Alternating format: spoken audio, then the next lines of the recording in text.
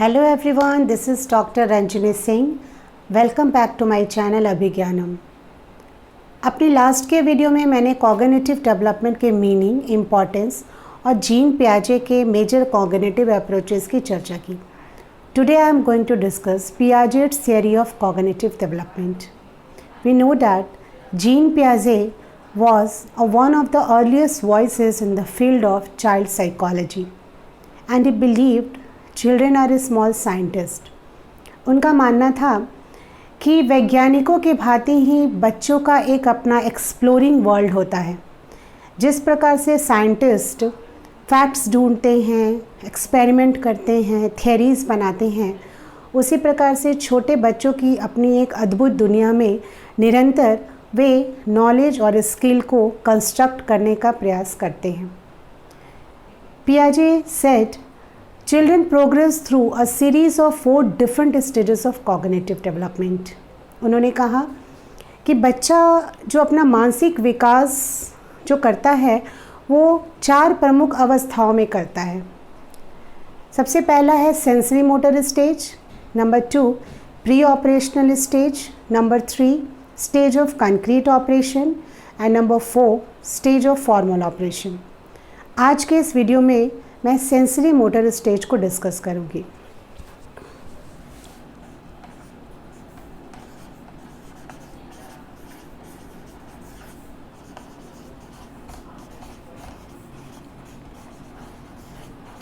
Sensory motor stage, जिसको हिंदी में हम संवेदी पेशी अवस्था या इंद्रिय जनित गामक अवस्था भी कहते हैं, ये 0 से 2 वर्ष तक की अवस्था है। सबसे पहले जानते हैं कि सेंसरी क्या है, मोटर क्या है। सेंसरी, व्यक्ति अपने सेंस ऑर्गन से जो भी इंफॉर्मेशन इन्वायरमेंट से परसेप्ट करता है वो सेंसरी है, यानी संवेदना है। वहीं मोटर का मतलब होता है गत्यात्मक कार्य, यानी जो भी एक्शन हम करते हैं। जैसे बच्चे क्या एक्शन करते हैं इस एज में, standing, sitting, moving head, crawling, running, touching, grasping, ये सारी चीज़ें क्या है, उसके मोटर स्किल हैं। तो जीन पियाजे ने सेंसरी मोटर स्टेज में इस बात को अभिव्यक्त किया कि इस अवस्था के जो बच्चे हैं वो अपना मेंटल रिप्रेजेंटेशन अपने सेंसेस और मोटर स्किल के माध्यम से व्यक्त करते हैं। उन्होंने सेंसरी मोटर स्टेज को भी 6 सब स्टेज में डिवाइड किया।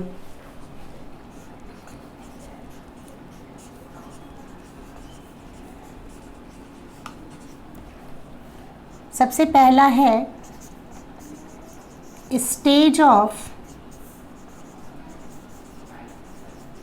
Reflex activities, number 2 primary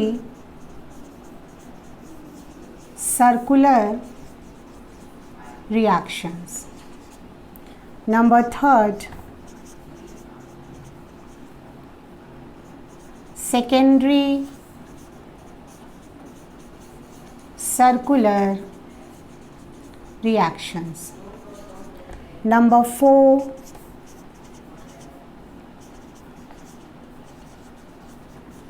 coordinating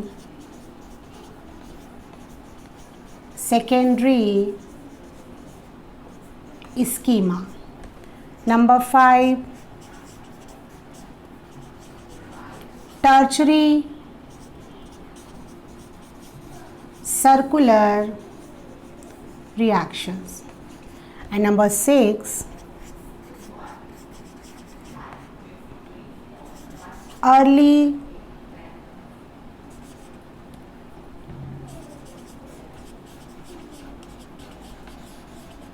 representational thought। Stage of reflex activity का जो पीरियड है वो 0 to 4 वीक्स, कुछ एक्टिविटी 9 मंथ तक भी चलते हैं। प्राइमरी 1 to 4 मंथ,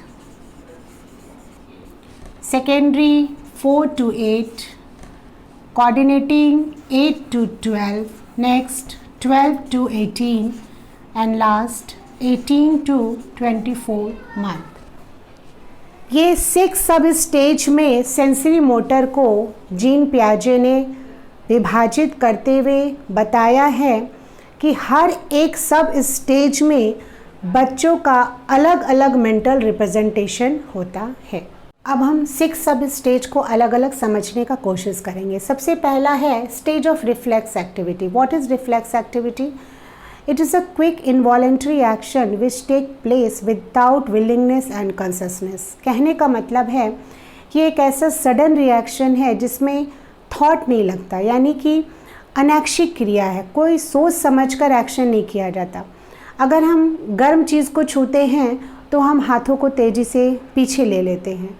अगर पिन चुभता है हमारे हाथ पे तो हम हाथ खींच लेते हैं। तेज लाइट आता है तो आँखों को बंद कर लेते हैं। ये सब क्या है? सोच समझ कर नहीं हो रहा, बल्कि सडन रिएक्शन है, वॉलंटरी एक्शंस नहीं है। तो पियाजे का कहना था कि जो न्यू बॉर्न चाइल्ड होते हैं, जो बच्चे होते हैं, उनमें रिफ्लेक्स एक्टिविटीज़ देखी जाती है और उसी के माध्यम से वो अपना मेंटल रिप्रेजेंटेशन करते हैं। ये रिफ्लेक्स एक्टिविटीज़ क्या क्या है? Routing reflex, sucking reflex, grasping reflex, Moro reflex, walking reflex and plantar reflex. Routing reflex क्या है? प्रायः छोटे बच्चे जो न्यू बॉर्न चाइल्ड होते हैं, उनके पास, अगर उनके मुंह के पास हम अपनी उंगलियों को लेके जाते हैं तो जिधर जिधर हम अपनी उंगलियां ले जाते हैं वो उधर अपने मुंह को करते हैं और उसे शक करने की कोशिश करते हैं, खींचने की कोशिश करते हैं, चूसने की कोशिश करते हैं। ये रूटिंग रिफ्लेक्स है। Number 2 sucking. सकिंग यानी चूसना। बच्चों को कोई भी वस्तु अगर उसको दी जाए तो वो न्यू बॉर्न चाइल्ड है, वो उसे बहुत ही खुशी से चूसने का प्रयत्न करते हैं। निपल दिया जाए, बॉटल का निपल है या फिर कोई टॉयज़ है, वो मुंह में लेकर के उसे चूसते हैं। ग्रास्पिंग, ये रिफ्लेक्स क्या है? बच्चे को अगर हम अपनी उंगली पकड़ाते हैं तो वो बहुत ही प्यार से उसे होल्ड करते हैं। ये ग्रास्पिंग रिफ्लेक्स है। मोरो रिफ्लेक्स, छोटे बच्चे जो न्यूबॉर्न चाइल्ड है, उन्हें अगर हम बेड पे सुलाने जाते हैं या फिर वो अचानक से कोई साउंड सुनते हैं तो अपने आर्म्स को फैला लेते हैं, ऐसा उन्हें महसूस होता है कि वो गिर रहे हैं, वो मोरो रिफ्लेक्स है। वॉकिंग रिफ्लेक्स, अगर हम न्यूबॉर्न चाइल्ड को फर्श पे उसके पैर को रखने की कोशिश करते हैं तो प्रायः वो अपने पैर को आगे बढ़ाते हैं, ये वॉकिंग रिफ्लेक्स है। प्लांटर रिफ्लेक्स, हम छोटे बच्चे जो न्यूबॉर्न चाइल्ड है उसके तलवे को अगर हम टच करते हैं तो उस अपने पैरों की उंगलियों को वो मोड़ने की कोशिश करते हैं, ये प्लांटर रिफ्लेक्स है। तो इस तरीके से वो अपनी अभिव्यक्ति करते हैं, ये रिफ्लेक्स एक्शंस के माध्यम से। नंबर 2 है प्राइमरी सर्कुलर रिएक्शन, जिसका जो एज है वो 1 to 4 मंथ्स है। इसमें बच्चे प्रायः प्लेजर लेने के लिए एक्टिविटी करते हैं, जैसे थंब सकिंग करते हैं, अपने सर को हिलाते हैं, क्राइंग, चिल्लाना, पैरों को धीरे धीरे पटकना, ये सारी चीज़ें करते हैं जिससे उनको खुशी होती है। तो ये प्राइमरी सर्कुलर रिएक्शन की अवस्था में बच्चों के द्वारा किया गया कार्य है। सेकेंडरी सर्कुलर रिएक्शन जो 4 से 8 महीने की अवस्था है, अब इस अवस्था में बच्चे क्या करते हैं? अपने इन्वायरमेंट से, अपने सराउंडिंग से, जितने भी डिफरेंट ऑब्जेक्ट्स हैं उससे रिएक्ट करना शुरू करते हैं, उसे मुंह में लेते हैं, फेंकते हैं, चूसते हैं। अब जो ये काम करते हैं वो इंटेंशन से करते हैं। पहली अवस्था में उन्हें प्लेजर मिलता था, लेकिन वो सडन किसी चीज़ को मुंह में लेते थे, उनका इंटेंशन नहीं रहता था। लेकिन इस अवस्था में वो क्या करते हैं कि जानबूझकर, क्योंकि उन्हें खुशी मिलने वाली है, इसीलिए इंटेंशनली किसी भी चीज़ को मुंह में लेकर के चूसते हैं। कोऑर्डिनेटिंग सेकेंडरी स्कीमा, इसमें बच्चे गोल ओरिएंटेड बिहेवियर करते हैं, यानी गोल और मीन्स के बीच में डिफ्रेंशिएट करने लगते हैं।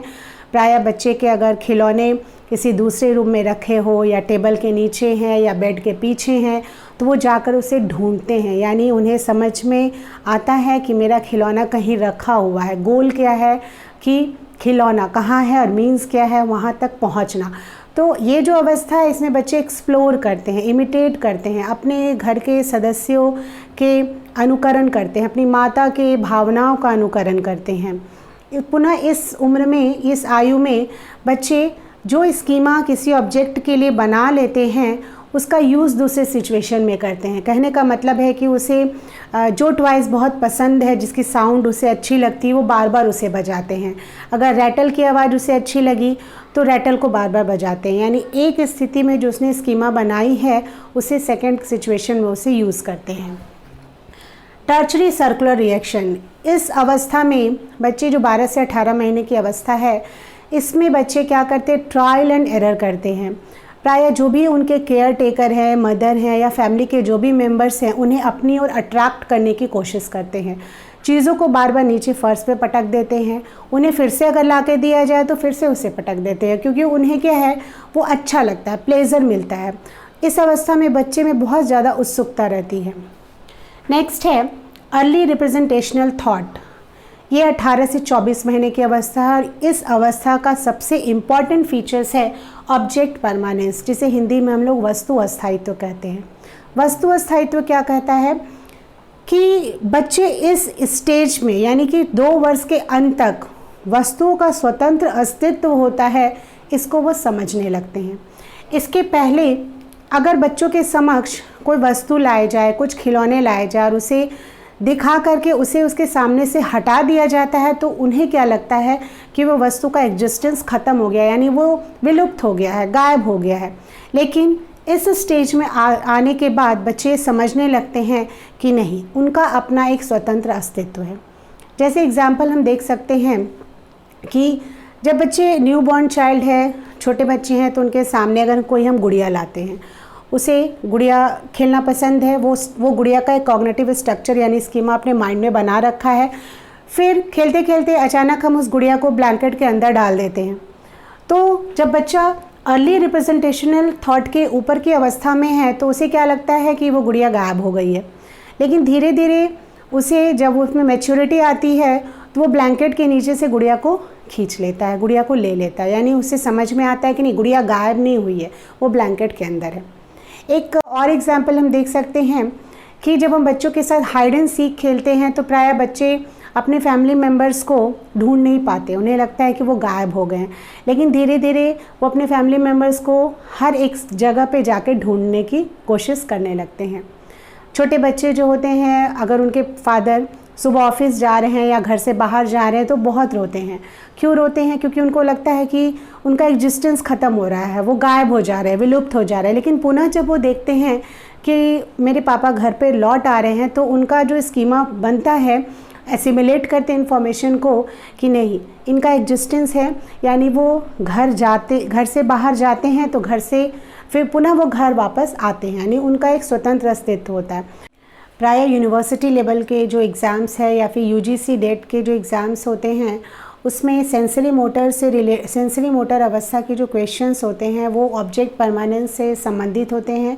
प्रश्न पूछे जा सकते हैं 2 तरीके से कि पहला पूछा जा सकता है कि 18 से 24 महीने की अवस्था में बच्चों के अंतर्गत कौन सा मानसिक विकास होता है, तो हम लोग उसको वस्तु अस्थायित्व या ऑब्जेक्ट परमानेंस की संज्ञा दे करके टिक लगा सकते हैं। दूसरा प्रश्न पूछा जा सकता है कि पियाजे के संज्ञानात्मक विकास के चारों अवस्था में वस्तु अस्थायित्व किस महत्वपूर्ण अवस्था का विशेषता है। तो ये 2 तरीके से प्रश्न आते हैं, दोनों में आप अच्छे से उसका जवाब दे सकते हैं अगर ये सेंसरी मोटर स्टेज को आप थोड़ी गहनता से अध्ययन कर लें।